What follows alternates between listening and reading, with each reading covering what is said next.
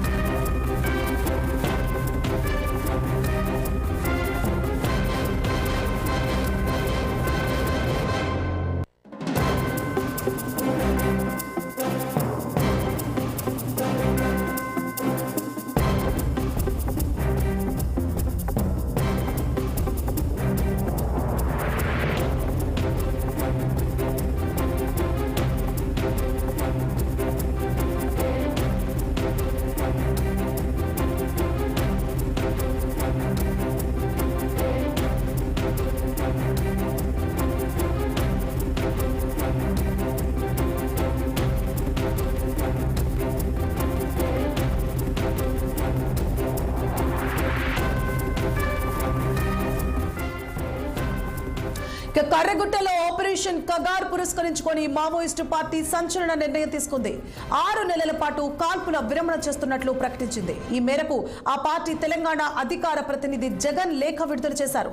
Operation Kagar లో భాగంగా బలగాలు అడవుల్లో జల్లెడ పడుతున్నాయి. మావోయిస్టులకు పెట్టని కోటలాగా కర్రెగుట్టల ప్రాంతాన్ని ముట్టడించి భీకర కాల్పులు జరుపుతున్నాయి. ఈ క్రమంలో భద్రతా బలగాల కాల్పుల్లో భారీ సంఖ్యలో మావోలు హతమయ్యారు. ఆపరేషన్ కగార్ నక్సలైట్లను కోలుకోలేని దెబ్బతీసింది. దీంతో బలగాలు వెనక్కి రావాలని పలు పార్టీలు, ప్రజాస్వామికవాదులు, ప్రజా సంఘాల నేతలు డిమాండ్ చేస్తున్నారు. మావోయిస్టు పార్టీకి ప్రభుత్వానికి నడుమ శాంతి చర్చలు జరగాలని కోరుతున్నారు. తెలంగాణ ఛత్తీస్గఢ్ సరిహద్దులోని భద్రతా బలగాలు కూంబింగ్ ముమ్మరం చేసిన వేళ మావోయిస్టు ప్రకటన సంచలనంగా మారింది.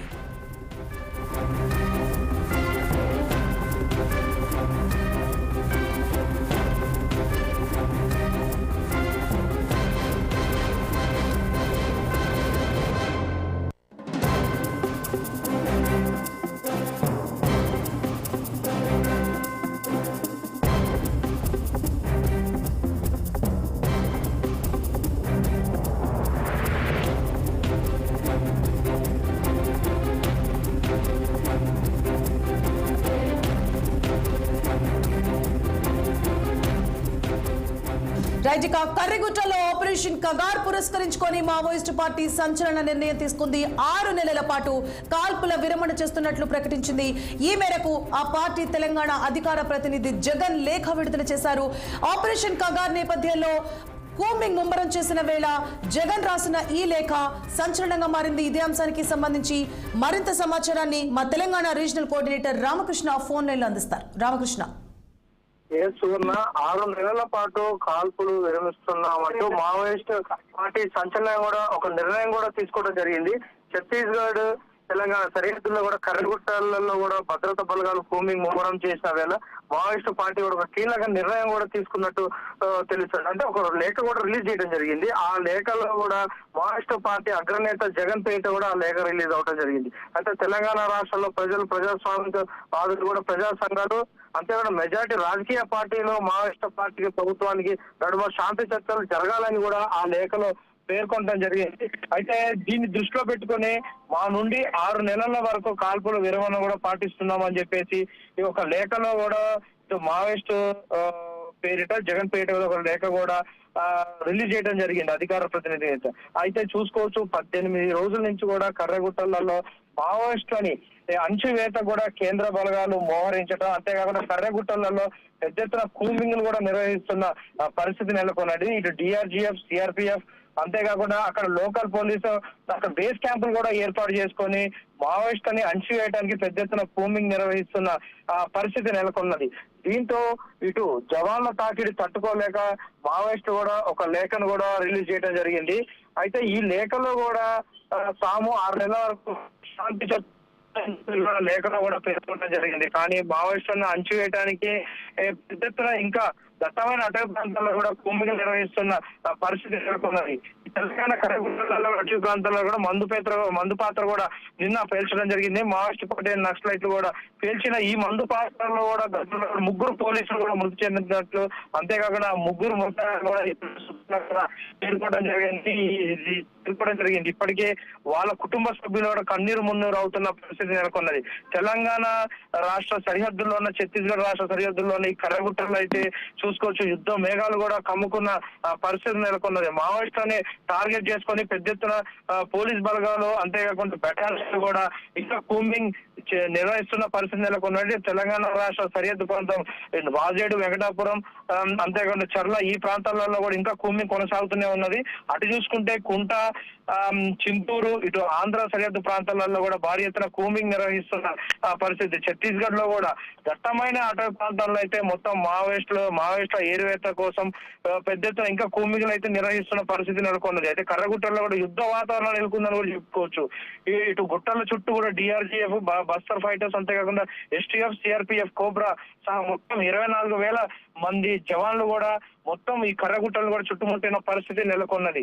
అంటే మావోయిస్టులు కేంద్ర కమిటీ అంటే రాష్ట్ర కమిటీ మావోయిస్టులు కూడా అక్కడ గత నెల రోజుల క్రితం కూడా వాళ్ళు అక్కడ సమావేశం అయ్యారని చెప్పేసి పక్క సమాచారంతోనే ఈ కూంబింగ్ నిర్వహిస్తున్నారు. అంతేకాకుండా గత 2 రోజుల క్రితం కూడా డ్రోన్లు కెమెరాల ద్వారా కూడా మావోయిస్టులు ఎక్కడ ఉన్నారు అని చెప్పేసి కూడా వారిని ఫైండ్ అవుట్ చేసిన పరిస్థితి అయితే నెలకొన్నది. చూసుకోవచ్చు ఇంకా మావోయిస్టులను ఏరువేత్తకైతే కేంద్ర బలగాలు అయితే ఇంకా చొచ్చుకుపోతున్న పరిస్థితి నెలకొన్నది. శాంతి చర్చలు జరగాలి అని చెప్పేసి ఇటు మావోయిస్టులు అయితే డిమాండ్ చేస్తున్న పరిస్థితులు, ప్రజా సంఘాలు కూడా ఇప్పటికే నిరసన వ్యక్తం చేస్తున్న పరిస్థితి నెలకొన్నది.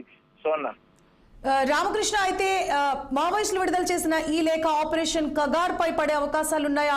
ఎందుకంటే ఇప్పటికే పలు పార్టీలు కానీ ప్రజా సంఘాలు కానీ కేంద్రం వైపు వేలెత్తి చూపిస్తున్నాయి ఆపరేషన్ కగార్ ఆఫ్ చేయాలని, శాంతి చర్చలు జరపాలని. మరి ఈ లేఖ ప్రభావం ఎలా ఉండబోతోంది? ప్రభుత్వం ఎలాంటి నిర్ణయం తీసుకునే అవకాశాలు ఉంటాయి? కేంద్ర ప్రభుత్వం ఇలాంటి లేఖలు గత 15-20 రోజుల నుంచి కూడా లేఖల్లో రిలీజ్ చేస్తున్న పరిస్థితి.